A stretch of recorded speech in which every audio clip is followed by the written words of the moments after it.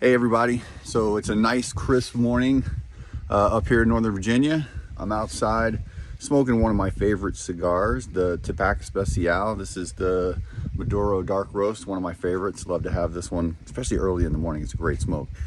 So today, what I'm gonna do is I'm gonna create my outdoor smoking area. So many of you have to deal with this. I have the same problem. I live in a colder climate in the winter, and I don't really have a place to smoke indoors. So I typically smoke out on my deck when it's nice and warm, but in the wintertime, I gotta pretty much do the same thing. So I like to create a little outdoor smoking area, find a good way to have a couple cigars and still keep myself warm.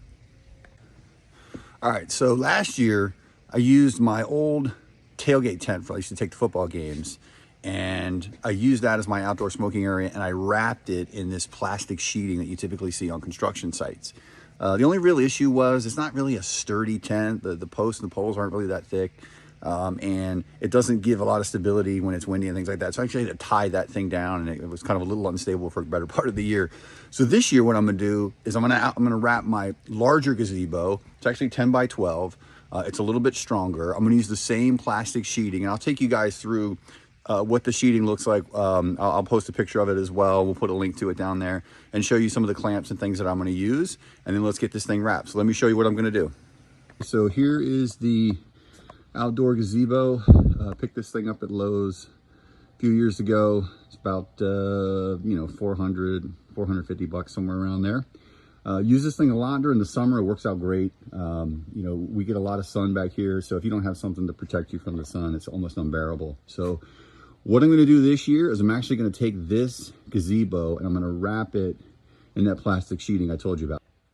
So here's the plastic sheeting that I talked about. So I picked this up at Lowe's last year. It's about 20 feet tall. It's about 100 feet long. And then I used these small clamps last year because I had the tailgate tent. The posts on that thing aren't really thick, so those worked out really well.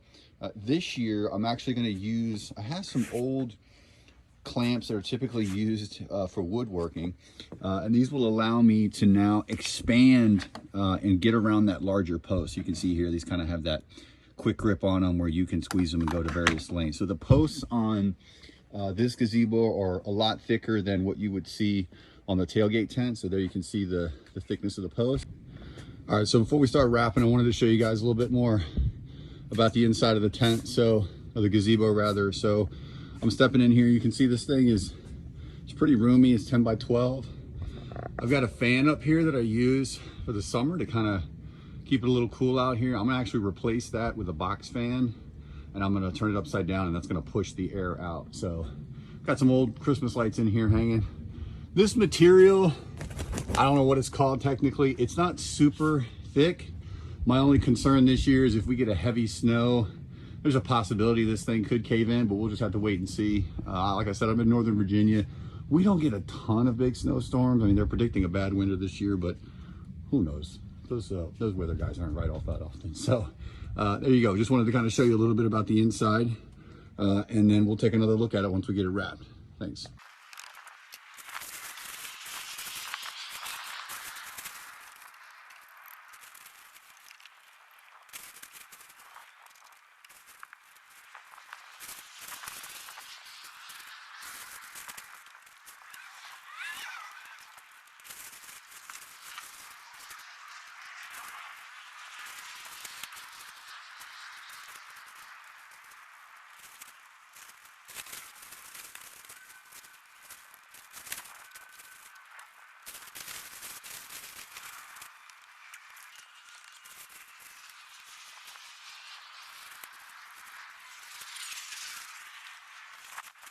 All right, there we go.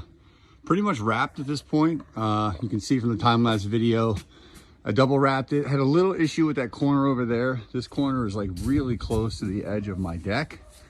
All right, so it didn't have a whole lot of room in there. So it was a little bit more problematic, but just worked it through. Came out fine. The woodworking clamps, I think are gonna work out okay. I think one maybe concern is if it gets real windy, this small spot here could rip. So I might look to put some plywood in there, or 2x4 or something, just to give it a little extra support. Got one at the bottom. Got most of the corners clamped. However, I will say, because I double wrapped it, gives a little bit of extra stability. So let me take you inside and show you what I'm gonna do next. All right, so here we are inside. Turn the lights on, Christmas lights here so I can see some stuff. So kind of got the furniture kind of positioned where I want it. This gazebo came with these curtains, which are really meant for just blocking the sun during the summertime. I think what I'm gonna do, I left them on. I think I'm actually gonna pull these closed. Let me back up so you can see that. I'm gonna pull those closed so inside, they'll connect, each side will connect. So then you don't have to see that black interior, might make it look a little bit nicer. Now the other thing that some of you might not be able to do is, this gazebo is right up against my house right now, okay? So I've got the 3 sides covered. Sorry for the crazy camera angle there. I got the 3 sides covered. It's open on this side, but like I said, you can see it's right up against my house. So I may leave this open. Now let me show you, this looks kind of a little weird right now, but let me show you the extra space that I have. So what I'm gonna do is, I'm gonna fold this up and I'm gonna try to create like a half door on this open side. So even if I wanna just shut half of it or shut a part of it, if it gets really cold, it'll help hold in some of the heat. So let me take a look at that. I'll play around with that and then come back to you guys and show you where it is now. All right, so here's what I did. Took the extra material. Let me slide this out of the way and show you guys. I took the extra material, made kind of like a little small half wall here. I got my sliding glass door over here to the right. I've clamped this up here, you'll see, so I can take it down if it's not super cold. I've actually got enough material where I could enclose it all the way if I wanted to. I probably won't need to do that. It gets cold up here, it doesn't get that cold. And then I took, as I said, I took this sort of material that comes with the gazebo that's really meant for shade, and I zipped it up, made all the walls connect. So it looks a little better in here. And this will be a good smoking lounge. Like I said, I double wrapped mine. You don't have to double wrap it. That 0.6 material is pretty thick. I got the 100 feet to double wrap it. So next, let's get into how we're gonna heat it, and then we'll deal with this fan up here. All right, so we're back. Pretty much got everything done at this point. I wanted to show you all, I have this old box fan. Kind of had to monkey around with this a little bit, but basically hung it upside down. I've got a lot of ventilation, a lot of opening up there in the top. So I hung this upside down. Trying to use everything I have. I'm trying not to go to the hardware store. So I just used some bungee cords, kind of clipped it on each corner. It's upside down, so the fan's gonna blow out. And then ran the cable just down along this support beam here. And essentially the fan is on. And then, cause I can't quite reach the controls from here. So basically I'll plug it in when I need to use it, and we'll see how that works. In addition, something else I wanted to recommend. So I went ahead and unzipped one of the sides here, and the way I put the sheeting up, I've got a little bit of a gap here, which I can close up when I need to with some clips. But I picked up these small USB fans on Amazon, and basically these are great. I've got 4 of them. I can hang one in as many places as I want, 4 places obviously.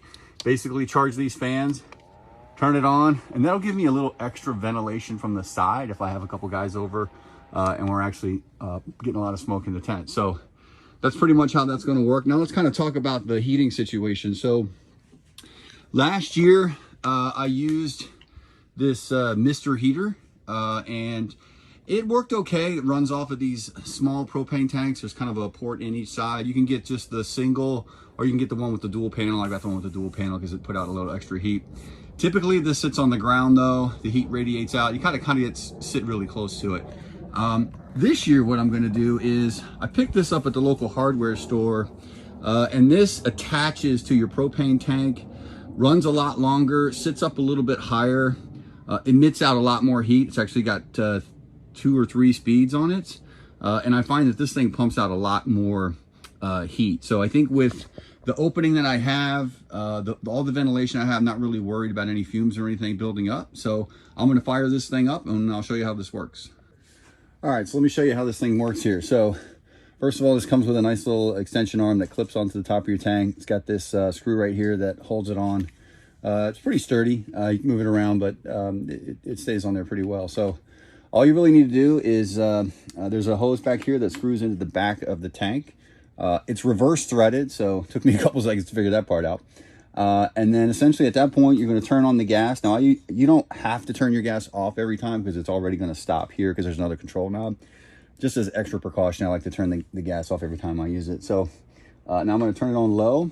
And then there's these little buttons over here. You push in, you'll hear the gas start to generate up. And then essentially you're supposed to hold the flame there, you know, for, 15 or 30 seconds till it starts to turn orange. And you can take that away, and then essentially it's running. So I'm gonna do the other side, same way. Just have something to light it with. Hold it on there till it starts to turn a little bit of a bright orange, and you're essentially done.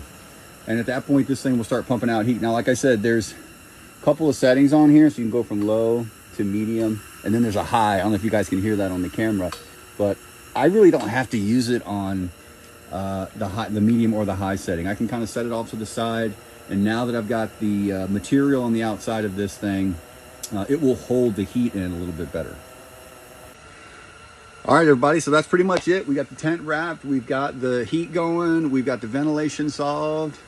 Really the only thing to do now is just kind of sit back and enjoy. So I've got the heat going here, like I said. I've got my laptop out and ready to go. I'm gonna watch a little bit of NFL Red Zone. I've got my next cigar ready to go. This is the Camacho Nicaraguan. This is the rum barrel aged, I believe. It's all Nicaraguan, so it's a great cigar. I'm gonna sit back and enjoy this. So I hope you enjoyed that. I hope this helps with you all setting up your outdoor tents. I know it's getting cold in a lot of places, but we still got to have those great places to smoke. So